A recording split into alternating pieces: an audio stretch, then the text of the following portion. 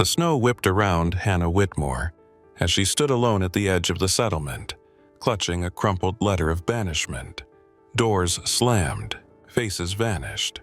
She was no longer one of them, just a burden to cast out. With nothing but a battered trunk and a threadbare shawl, she stepped into the frozen unknown.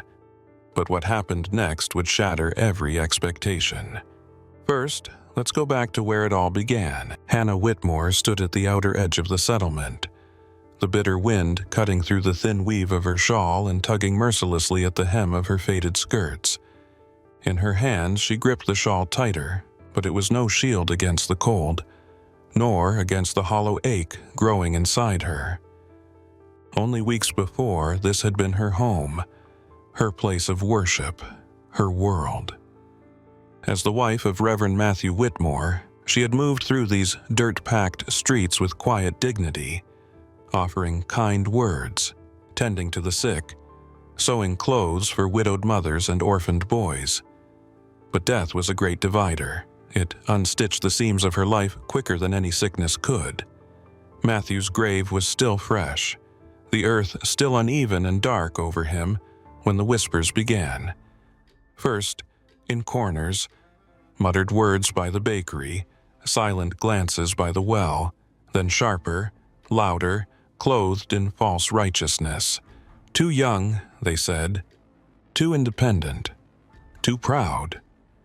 In their eyes, a widow without a man was a crack in the foundation of their God-fearing settlement, a reminder of fragility they could neither control nor forgive. The letter came on a morning so cold the ink was brittle to the touch. No signature, no kindness, just 4 lines that severed the last ties she had to any belonging: leave or be driven out.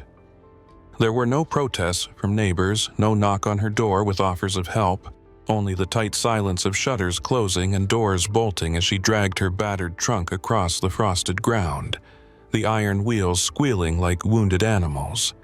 Her footsteps sank into the mud, each one pulling harder at her resolve, each squelch a public humiliation she could feel ringing in her bones. They watched from behind curtained windows, faces half hidden, as if her grief were a contagion they feared might leap across the threshold.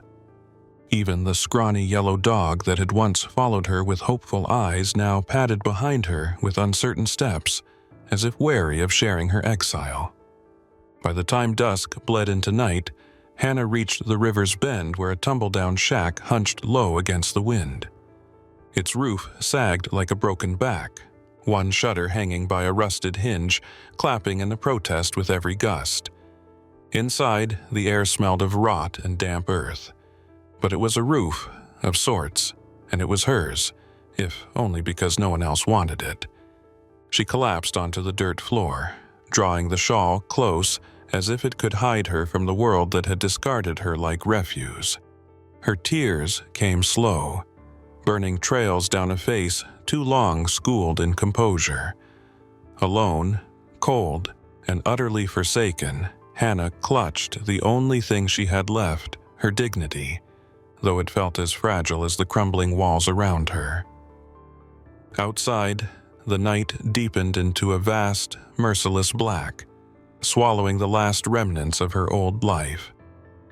And Hannah, for the first time since Matthew's passing, wondered if she had the strength to survive in a world so quick to forget the living in their haste to mourn the dead.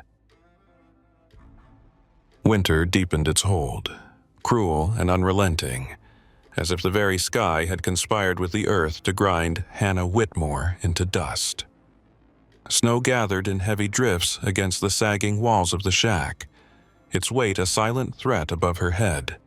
The river had frozen over, a glassy wound in the landscape, and each breath Hannah drew came sharp and cold, carving its way down her throat. The days stretched long and hollow, Hannah stitched by the dying light of a single oil lamp, her fingers raw and cracked from cold and needlework. She mended what rags she could for the townspeople, patching trousers, darning socks, trading her labor for crusts of bread, or, if fortune favored her, a fistful of kindling. No one paid her fairly. No one spoke her name without a curl of contempt. To them, she was the widow who wouldn't leave. A blemish on their tidy notion of righteousness, a breathing proof that misfortune spared no one. At the market, she moved like a ghost between stalls, bartering a small pie she had baked from a clutch of shriveled berries scavenged at the river's edge. The scent of warmth and butter barely masked the bitterness of her own survival. Some merchants averted their eyes when she approached. Others watched her with thin-lipped disdain, as if proximity to her would rot their goods. It was after such a transaction, pie traded for a few shriveled carrots, that Josiah Blackwell stepped into her path. He wore a thick wool coat lined with silver fox fur, a stark display of power against the starkness of the season. His boots crunched through the snow with slow, deliberate malice.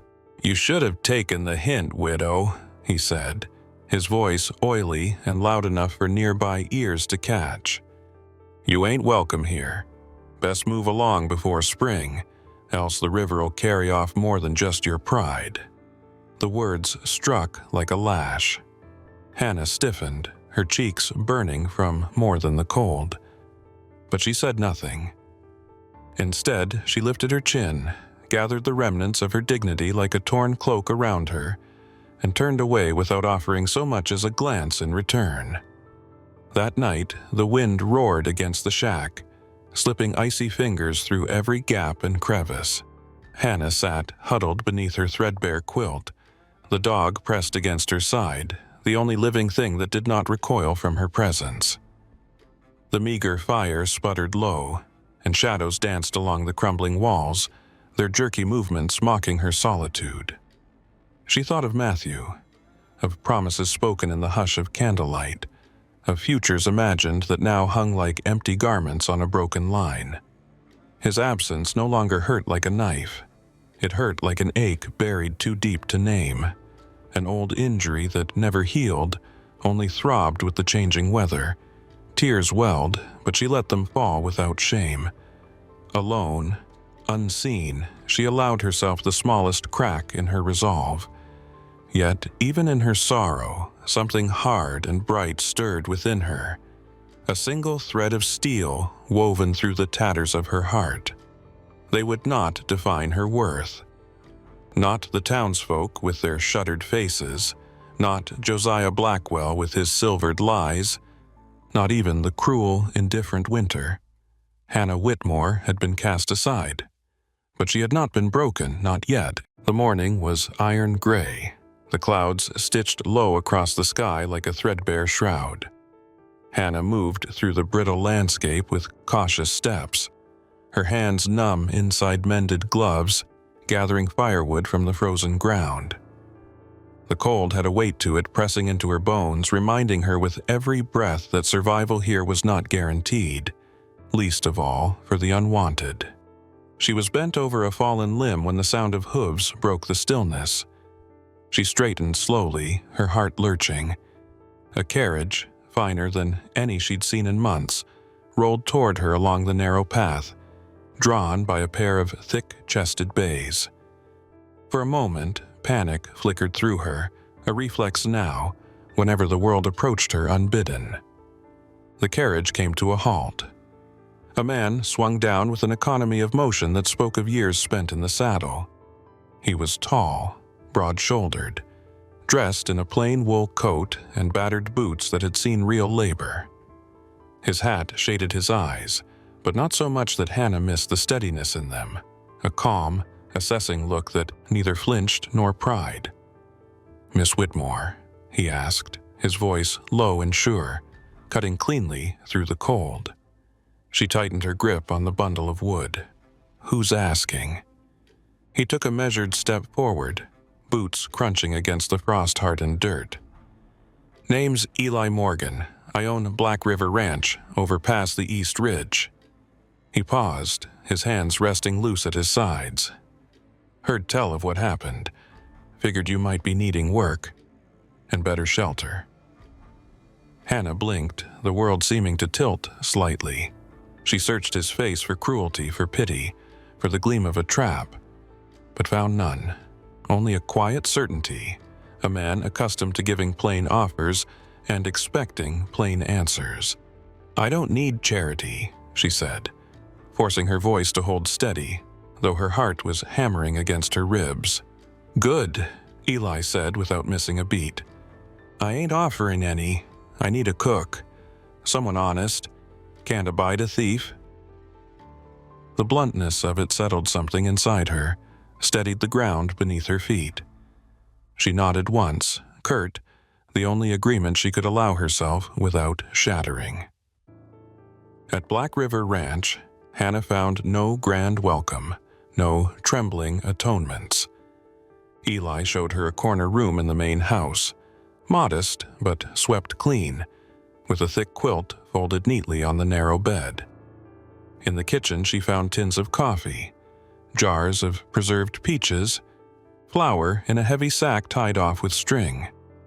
There was a battered piano in the parlor, its keys yellowed with age, but tuned enough to carry the ghost of old songs.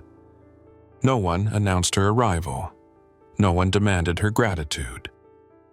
The days fell into a rhythm, not soft, but steady. Hannah worked, baking, boiling, mending, and Eli left her to it, nodding approval when supper was good, repairing what she could not reach without speaking of it.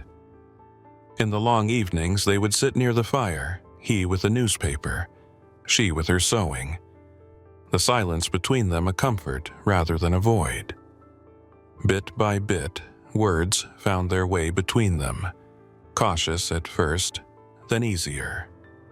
She learned that Eli had been a husband once too, a young wife lost in childbirth, a grief never worn like a badge but woven quietly into his bearing. He knew the hollow language of loss, and more importantly, he knew not to force a woman to speak of it before she was ready. Hannah did not trust quickly, but trust grew all the same, like the first stubborn shoots pushing through the frost-bound earth, slow but certain, carrying the whisper of spring. Spring came slowly to Black River Ranch, but when it came in earnest. The ice in the river groaned and cracked apart in great shards, freeing the water to sing once more. Buds unfurled from brittle branches, tiny explosions of green against the pale wood. The earth, long bound under winter's heavy hand, softened and breathed anew. Hannah felt the change in her own bones as much as in the soil beneath her feet. She moved with a lightness now, not because the burdens had vanished, but because they no longer defined her. The wounds the town had given her had not healed without scars, but even scars could be strong, she learned. Even scars could be beautiful. The ranch pulsed with life, calves bawling in the pastures, the clatter of new shoes being hammered onto horses, the thick smell of turned earth as fields were prepared for planting.